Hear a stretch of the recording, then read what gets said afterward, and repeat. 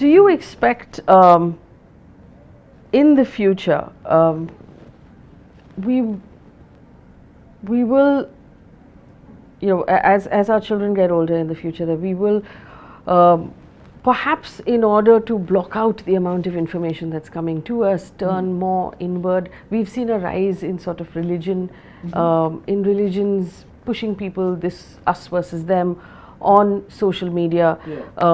The far right, there is a rise across the world with the rise of social media. Is that a reaction to the kind of information that we're dealing with, to the kind of problems that we're dealing with, people sort of going back to maybe faith more than science?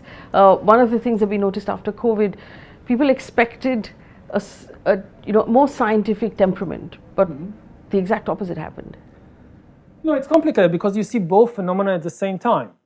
We still, in dealing with COVID, the world, most of the world, even religious leaders, they followed scientific advice. You saw the Pope telling people, don't come to church because this will spread the epidemic, stay at home, and conduct services online. So you have people like the Pope, or like Jewish rabbis and Muslim and Hindu leaders following the advice of scientists, which we didn't see a century ago or 1,000 years ago. And you know, when the Black Death spread in the Middle Ages, everybody had their religious and astrological theories. Nobody had any idea what was actually happening. Now, almost all the governments in the world adopted the scientific view that this is a virus, this is how it spread, this is how it can be stopped. So we shouldn't be too pessimistic about, you know, the decline of science or something like that. We do see that a lot of people, you know, again, because of the flood of information, because of the huge challenges we face, people feel very, very insecure. So they want to hold on to something which will give them security, stability. And very often they find it in kind of a religious story or a national story, which claims to be eternal, unchanging. It gives people comfort.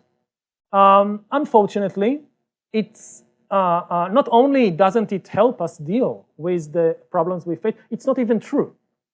All religions and all nations change again and again throughout history. Something that doesn't change cannot adapt, and cannot survive. So, you know, Judaism today is a completely different religion than what it was 2,000 years ago. You know, 2,000 years ago, you have priests in a temple sacrificing lambs and animals to the sky god. This was Judaism. Now you have people studying texts and arguing about texts in a synagogue. This is Judaism. It changed completely. It happened to every religion. But again, I think the most important thing is to understand the difference between religion and spirituality. That religion is a story you are not allowed to doubt or to question. Spirituality is the exact opposite. It's asking some big question about the world, like what is good, or what is the source of suffering, or who am I, and not settling for any easy answer, but exploring, going deep within yourself to explore who really am I? And I think we need more of that. Is nationalism, in your opinion, also something that stems from insecurity? That depends what we mean by nationalism. People mean very different things.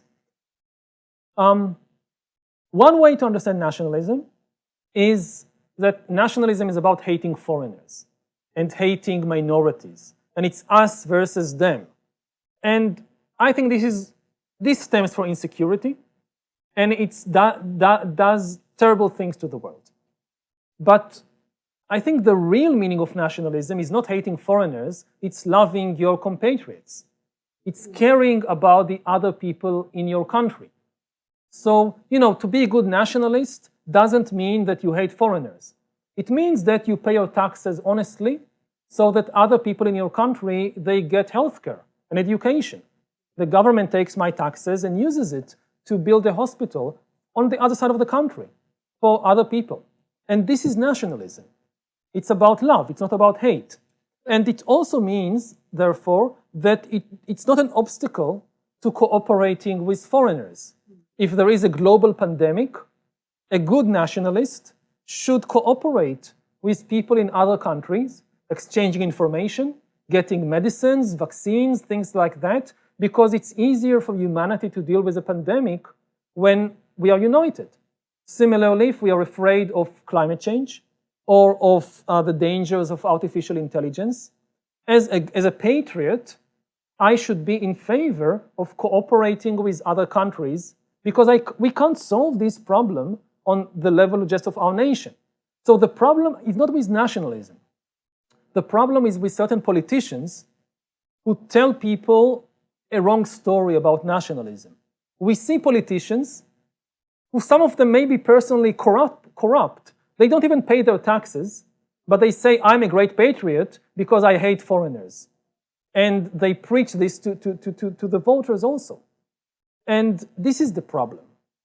As long as politicians tell people nationalism is about love, is about being honest, is about paying your taxes, is about not, I don't know, if I'm a minister and there is I need to appoint somebody, or I have a contract to build a new bridge, and I give the contract to my nephew, even though he gave a very high bid, instead of to a stranger who gave a much better bid, this is anti-patriotic.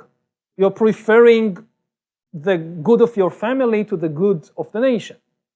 So you want to prove that you're a patriot, you give the contract to the most qualified person, not to your family member. That's the proof, that's the test of how patriotic you are. And if politicians would present nationalism in this way,